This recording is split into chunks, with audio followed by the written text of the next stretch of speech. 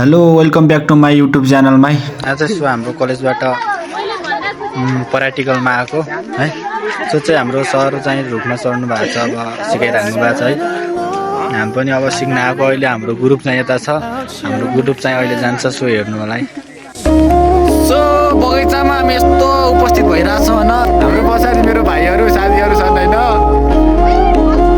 अनि मेरो बहिनी छुट्टीको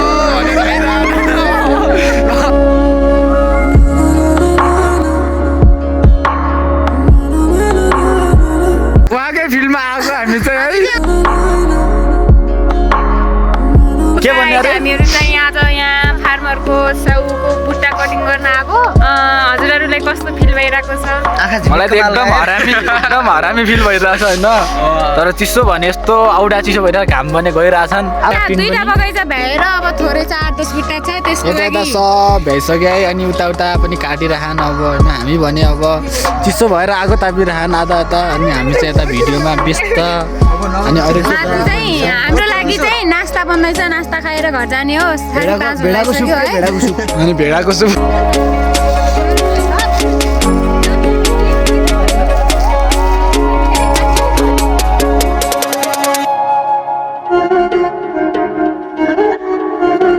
र मेरो साथीले पनि माथि हाई गरिरहेछ होइन।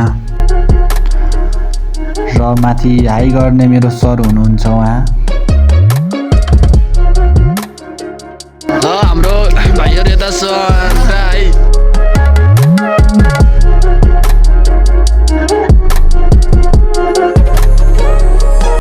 दोस्त अनि यो काटेको कस्तो फिल भइरहेछ त? बाबालाई अर्को साल खतरा फलोस् भन्ने आशा छ होइन दोस्त। हजुरलाई कस्तो फिल भइरहेछ त अनि यो कटिङ गर्दाखेरि? एकदम दोस्त, एकदम सिक्ने मौका पाइयो। त्यही हो। सबैजनालाई धन्यवाद दिन चाहन्छु म हाम्रो एग्रिकल्चर साइन्स जनजाति पाखाका स्टुडेन्टहरूलाई। लगभग आज हाम्रो यो के भन्छ पाखाकै एक हप्तामा एक दिन पढ्ने प्र्याक्टिकलमा चाहिँ हामी आज ट्रेनिङ गर्न आएको विद्यार्थी लगायत सम्पूर्ण शिक्षकहरू। अब अहिले लगभग सक्यो 200-300 बिरुवा काटेर अब अन्तिम चरणमा छु। हाम्रो चाहिँ यस्तो रहेछ। हामी बगैँचामा सब छौँ है, फिल्डमा। हाम्रो सब आज काटेको यो सब बगैँचा हो। यहाँदेखि सब यति सब है, यो सब काटेको हामीले हो। साथीहरू चाहिँ उता छन् सब होइन। अनि हामीले उता माथिको फिल्डमा पनि काटेर आएको यता। सो लगभग सकेर हामी सबै अब लास्ट 2टा रुख मात्र छ बाँकी। आज चाहिँ अब यति नै भएर आज चाहिँ अब घर फर्किन्छौँ हामी।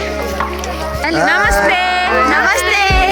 हामी चाहिँ खानाचक्र नगरपालिका वडा नम्बर 9 पाखाको लेकतिर स्याउको बुट्टा कटिङ गर्न आएको। यहाँको फार्मरले बोलाउनु भयो र हाम्रो कलेजबाट हाम्रो टिचरहरूले ल्याउनु भएको छ। आज हामीले 2टा बगैँचाको स्याउको बुट्टाहरू कटिङ गरेर सकायौँ। अब नास्ता खाएर हाम्रो घर जाने समय हुँदैछ। धन्यवाद। सो फाइनली हामी चाहिँ अब त्यो कटिङ गरेदेखि हामी चाहिँ त्यहाँबाट तल आइसकेको छौँ है गाइज। हेलो, राति भइसकेको छ। अहिले राति भइसकेको चाहिँ हिँड्दा चाहिँ हाम्रो उता तल पुग्नु छ हाम्रो त्यो स्कुलमा। 3 किलोमिटर 3 किलोमिटर छ। अनि त्यो नन धेरै होला।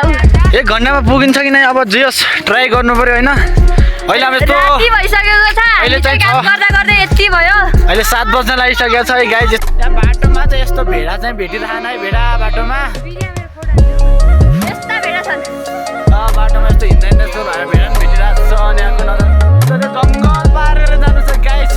ओके बाई, हुन्छ हामी अर्को भिडियोमा भेटौँला। बाई बाई बाई गरेर सबले।